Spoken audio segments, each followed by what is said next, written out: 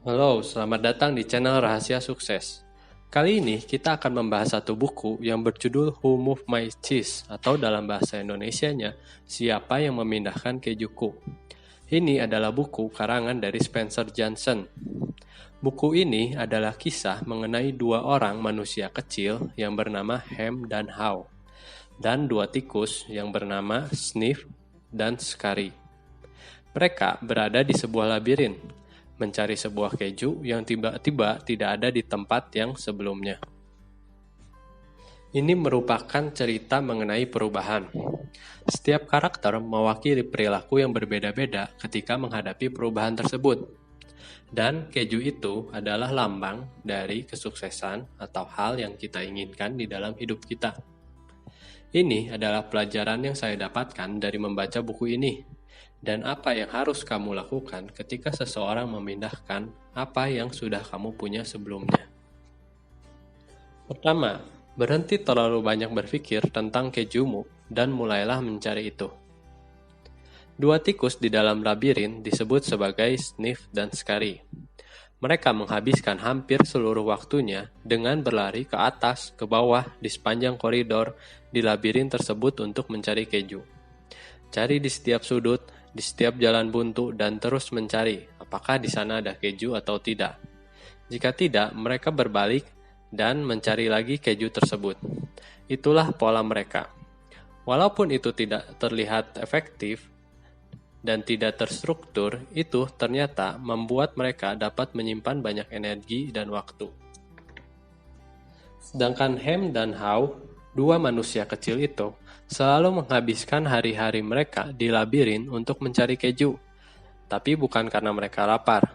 Mereka berpikir jika mereka menemukan itu, mereka akan merasa bahagia dan sukses. Bagaimanapun juga, mereka adalah manusia yang pintar. Mereka terlalu banyak berpikir tentang bagaimana cara tercepat untuk menemukan keju, strategi mana yang paling terbaik untuk masuk ke dalam labirin, bagaimana cara mereka untuk menilai strategi apa yang efektif atau tidak. Bagaimana rasanya jika mereka berhasil menemukan keju tersebut? Kapan mereka akhirnya menemukan itu? Dan tentu saja, mereka selalu berpikir setiap saat, apakah benar ada keju di dalam labirin itu? Karena mereka sering sekali menemukan sudut yang kosong tanpa keju. Sama halnya dengan hidup kita, setiap menit yang kamu habiskan untuk berpikir tentang bagaimana jika kamu sukses, cara untuk mencapainya, apakah itu akan mungkin terjadi, dan membayangkan apa yang akan kamu rasakan jika kamu sudah berhasil. Itulah menit-menit yang terbuang karena kamu tidak bergerak untuk mencapai itu. Manusia adalah makhluk yang sangat rumit, tapi bukan berarti kita harus membuat semua hal menjadi rumit. Jadilah seperti tikus dan mulailah berlari. Kedua, bahkan jika kamu sudah menemukan keju terbesar, itu tidak akan bertahan selamanya. Jadi, kamu harus melihat kalau perubahan itu pasti datang. Sniff dan Scary menemukan keju yang sangat besar di stasiun C. Dan walaupun mereka menyukai apa yang mereka makan setiap hari, mereka terus memperhatikan. Jumlah dari keju itu terus berkurang, secara perlahan-lahan, tapi pasti setiap harinya. Ketika mereka tersadar itu akan segera habis, mereka memutuskan dan sengaja berpindah. Dan tidak lama kemudian mereka menemukan keju besar di stasiun N. Akhirnya, Ham dan How menemukan stasiun C. Bagaimanapun juga mereka menetap di sana dan merasa bangga akan pencapaian mereka. Mereka berpikir keju itu adalah hasil dari kerja keras mereka. Jadi, hampir setiap hari mereka terbuai akan pencapaian tersebut. Mereka terus merasa bangga akan hal itu dan mereka tidak sadar kalau keju itu semakin lama semakin mengecil, sedikit demi sedikit. Tapi di suatu pagi, mereka terbangun dan tersadar kalau keju itu telah dipindahkan oleh seseorang. Karena hal ini, Ham dan How menjadi depresi. Mereka merasa diperlakukan secara tidak adil. Bukannya mencari keju yang baru, mereka terus mengeluh kenapa itu bisa menghilang dan selalu kembali ke stasiun C berharap keju mereka akan muncul kembali. Tapi semakin lama, mereka semakin lapar dan lemah. Tidak ada sumber keju yang akan berlangsung selamanya.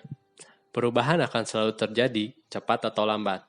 Daripada kamu membodohi diri sendiri kalau sesuatu akan bertahan selamanya, selalu buka matamu terhadap perubahan yang akan ada. Ketiga, jangan khawatir, akan selalu ada keju baru yang dapat kamu temukan.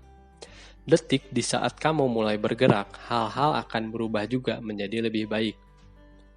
Bagian terbaik dari buku ini adalah bukan ketika kamu menemukan keju itu, kamu akan tercukupkan di sepanjang hidupmu.